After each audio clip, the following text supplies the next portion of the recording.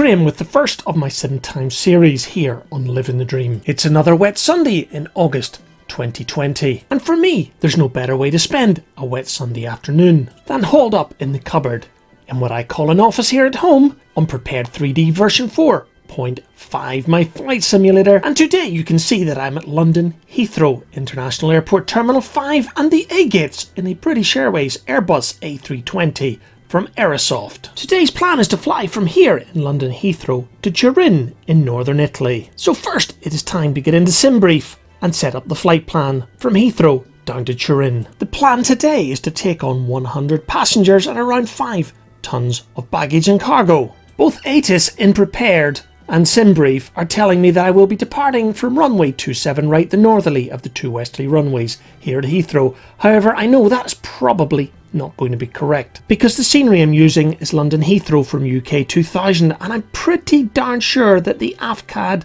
will only allow me to depart westerly on 27 left. I'll just have to wait and see what happens when I've pushed back, pointing in the direction of 27 right, in the hope that Flight Sim will send me towards that very runway. And finally, before checking the route down to Turin today here in SimBrief, I do want to double check that I'm in kilograms and not pounds, because today I'm flying the Airbus A320. And this flight plan is absolutely fine for my purposes in the flight down to Turin this morning, departing west out of London Heathrow, turning left towards Brighton across the English Channel through France, heading towards Geneva in Switzerland, and finally across the Alps into Turin. So the last thing I need to do in SimBrief is download the flight plan into Prepared and also Aerosoft, ensuring both the flight simulator, ATC, and of course Aerosoft know that I'm on the same plan.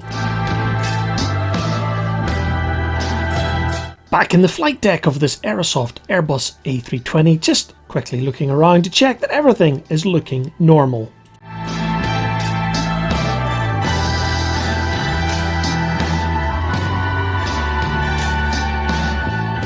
And my first job is to load the flight plan into Prepared, ensuring that ATC keeps me on the right track.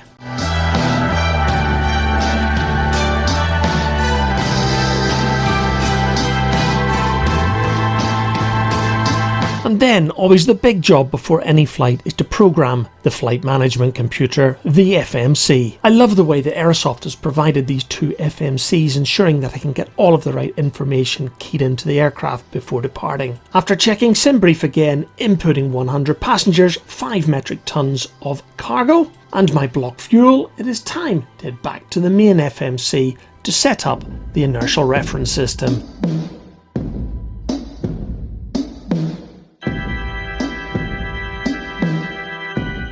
Once we have a good GPS signal, it is time to tell the flight management computer where we're coming from and where we're going today, being e.g. LL London Heathrow through to LIMF Turin. And because I've already downloaded this route from SimBrief, it is very simple to just click Insert and your flight plan gets loaded straight into the FMC. After popping in a fictitious flight number, I just use the same one every time, and then I insert cost index 30. I've no idea if this is correct for British Airways, but I just use it anyway before putting in my flight level, which is 350 today, 35,000 feet en route down to Turin. I've set flaps at 2, and from the flight management computer that tends to give me a plus 0.8 on the trim setting. And then a quick glance at the MFD, I can tell that my front left door and my 2 right cargo doors are still open. Next I tell GSX that it's time to board, which automatically starts sending the baggage carts and the passengers towards the aircraft. I typically instruct GSX to complete the boarding process while I'm inputting into the FMC. That process normally takes 10 to 15 minutes before each flight, and during that process the boarding can be completed. And back in the flight deck you can hear the passengers boarding behind me. And finally, before completing the FMC input, I do like to check off the flight log or the navigation log from Prepared itself and make sure that it is totally married to the FMC in Aerosoft. With the baggage vehicles out of the way, it is time to close the cargo doors.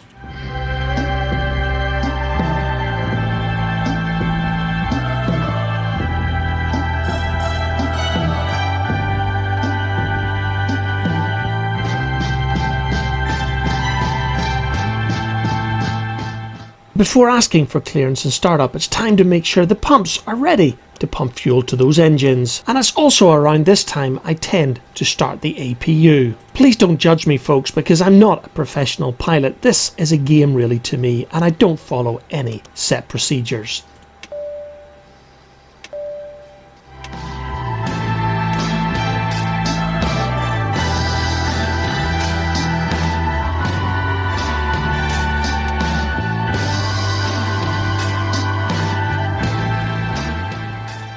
Only when the APU is up and available can I disconnect the ground power. So while I'm waiting for the APU to spool up, it's time to ask ATC for clearance. And this is my next apology folks, because I use ATC on a separate speaker system. And yes, with this being my very first sim time, I didn't realise that my screen capture wouldn't capture the ATC sounds. I promise I will get ATC on future videos going forward. However, moving on with the flight, with the APU now up and running, it is time to disconnect the ground power unit and ask for pushback clearance. Captain, the cabin is secure, all passengers are aboard. Right, double checking all of my doors. Cargo doors, exit doors, all doors are closed. It is time to double check that the APU is running, which of course I know it is, and then to set for engines, because I'm going to be ready to start up very shortly. And with the jet bridge pulling back, it will be time to ask for pushback and start up again using GSX. And again folks, I do apologise, there is no ATC on this video.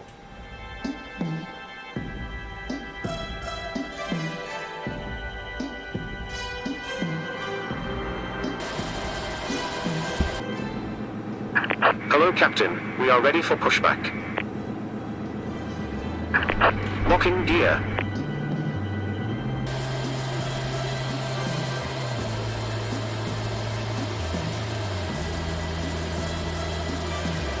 Departure check completed.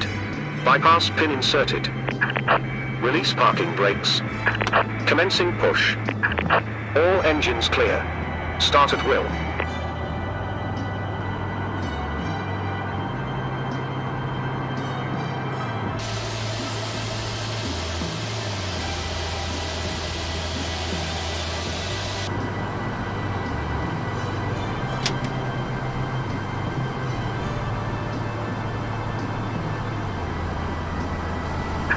Set parking brakes.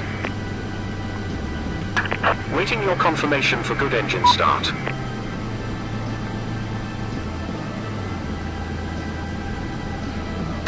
Unlocking gear.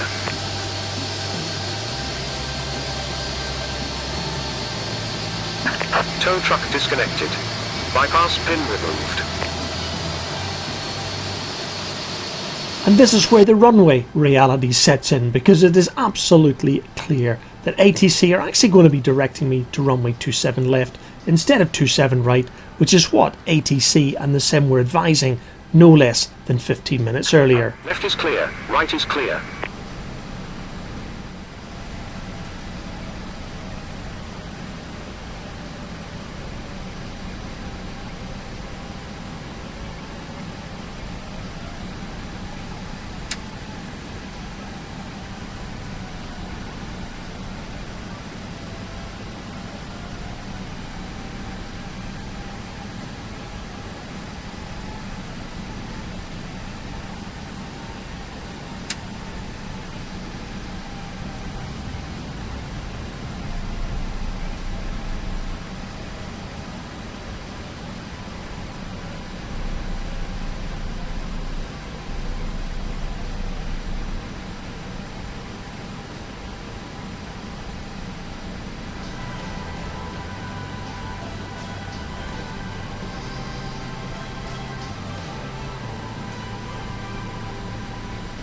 And just passing the British Airways 777-200 at the B gates here at Terminal 5, it does remind me that next week I plan to record a video from Gatwick to St Lucia in the very British Airways 777-200, so watch out for that video as part of our St Lucia 2020 series. And as I make my way slowly towards runway 27 left here at London Heathrow, you can see traffic taking off on 27 left and traffic landing on 27 right. UK 2000 scenery is absolutely fantastic folks, and as you can see, even the ultimate traffic A380 from Emirates and Qantas are at the correct gates, and even as we pass the Queen's Terminal, Terminal 2, you can see an Aer Lingus A320 perfectly placed here at London Heathrow Airport by UK 2000. I think the British Airways aircraft in front is an A319 en route to Aberdeen. And here's another quirk of ultimate traffic with the British Airways A321 sneaking in behind that A319 bound for Aberdeen. So I'm going to have to wait here, folks, for the A319 and the A321 even to depart before I head en route to Turin. It was at this point, as I approached the runway 27 left here at Heathrow, that I remembered that I had to change my departure runway on the FMC. Because remember, I'd programmed 27 right at the beginning, and actually we were departing on 27 left. That would have been embarrassing.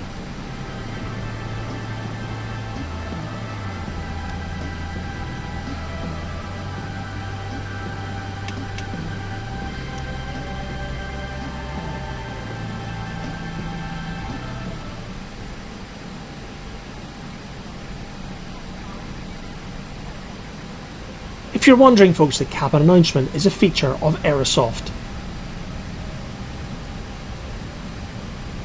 On runway 27 left. And the RAS system is also a feature of the Aerosoft Airbus fleet, but I also decided to use the discount code to buy it so that this RAS feature was available on all of the aircraft that I fly unprepared.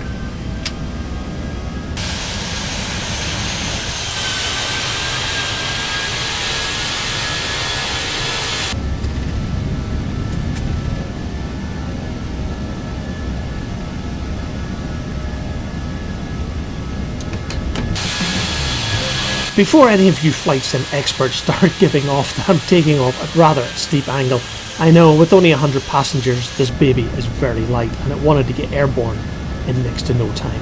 So departing west out of London Heathrow, the first thing you see is Bedfont Lakes and then the metropolis of Slough. Yeah, I know, folks, Slough isn't that great. Made famous, of course, by The Office, or should I say the British version of The Office.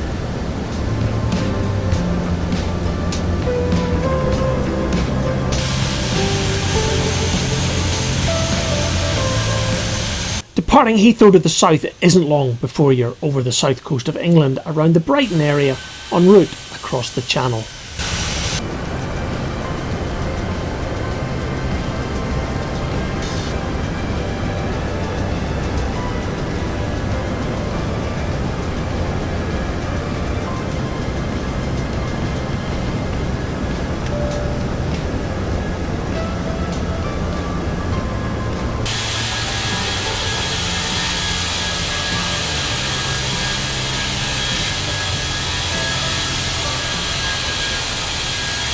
And as we approach our cruising altitude of 35,000 feet, it's time to show you my next favourite feature here on the Aerosoft Airbus.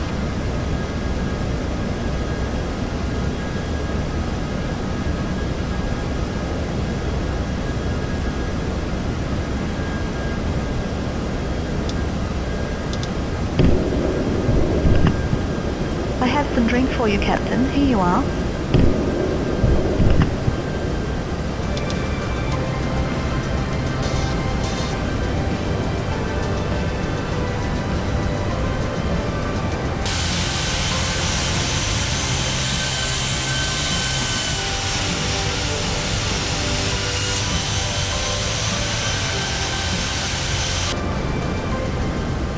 With my coffee finished and the tray table put away, it is time to sit back, relax and enjoy the cruise down to Turin. And jumping forward in this video, we're over Lake Geneva, heading towards the Alps. And our initial approach to Turin vectoring towards runway 36.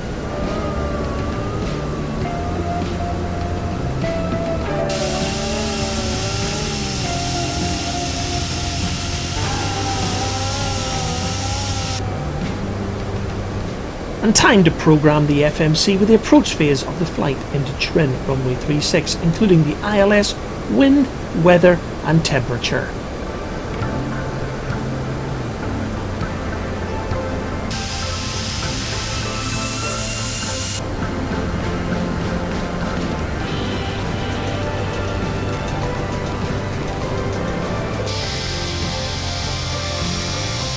And at 26 miles out from Turin, my MFD is already picking up the ILS. And for those of you wondering, the clouds in my simulator are being provided by Active Sky and Active Sky Cloud Art. And on today's flight, like 90% of my flights, I'm using a live weather, downloaded every 10 to 15 minutes, direct from the internet and Active Sky servers.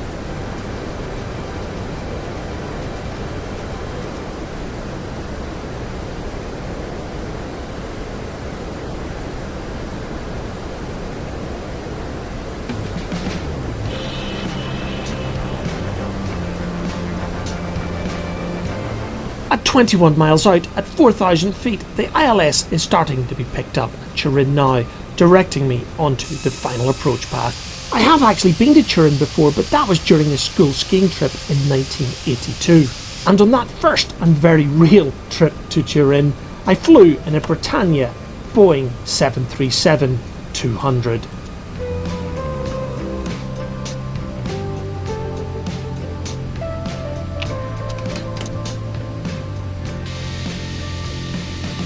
Back on our virtual flight into Turin, it's time to drop the landing gear.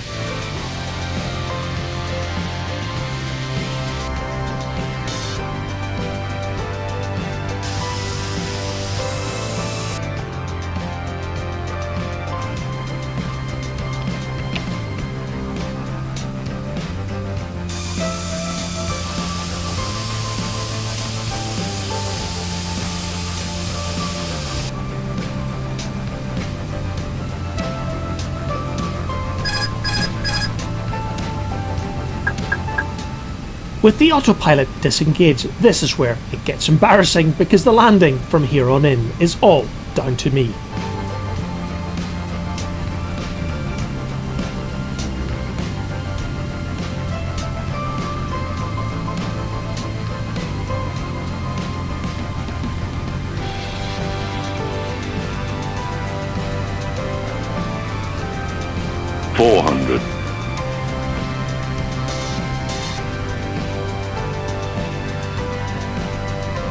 Minimum 200.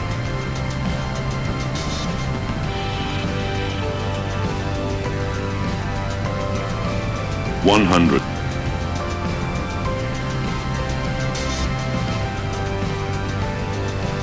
50. 40. 30. Retard. 10. 5. Long landing. Long landing.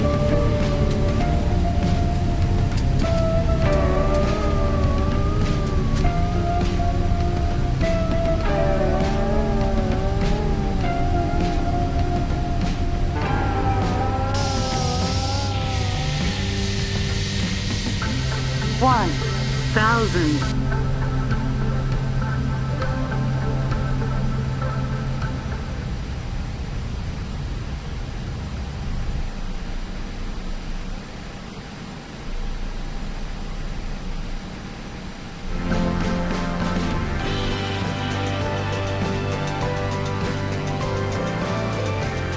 As I taxi to the gate here at Turin while cleaning up the aircraft, I want to make it absolutely clear. As you can see, folks, I am no pilot.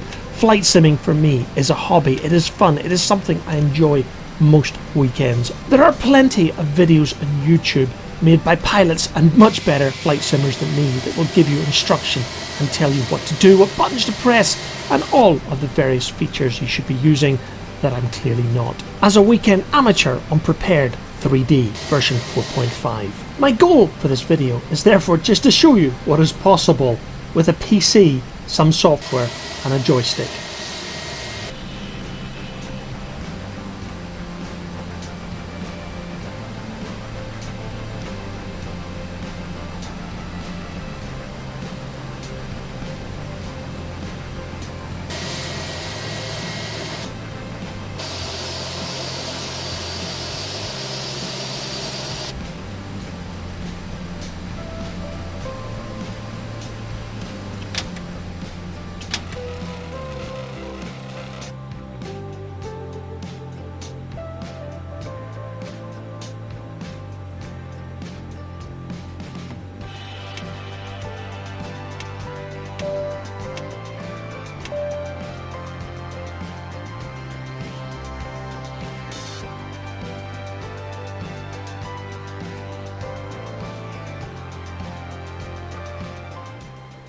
As I was shutting down this Aerosoft Airbus A320, it was now that I realised the scenery I was using for Turin was out of date and was not GSX compatible. I was therefore unable to move the jetway to the aircraft, so I had to order up stairs instead to complete the onboarding process via GSX.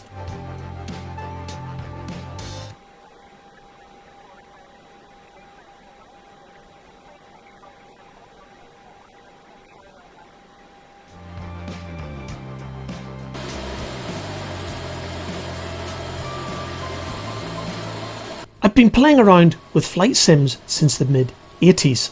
However, it wasn't until 1999 when I bought my first gaming computer and a copy of Microsoft Flight Simulator 98 that I started taking this game seriously. As you can see, folks, I don't really take it seriously at all. My flight sim of choice for the last 2 years has been Prepared 3D version 4. But I've only been using GSX for the last 6 months and I have no idea why I didn't purchase it earlier. I've also only been flying the Aerosoft Airbus Professional for the last 8 months and I have to admit I'm really loving this fantastic automated aircraft. And in my next video I'll take you en route from here in Turin to Madrid, the capital city of Spain, on board the PDMG 737 NXU, an aircraft that I only purchased for Flight Sim less than 6 weeks ago. Until then, thank you for watching.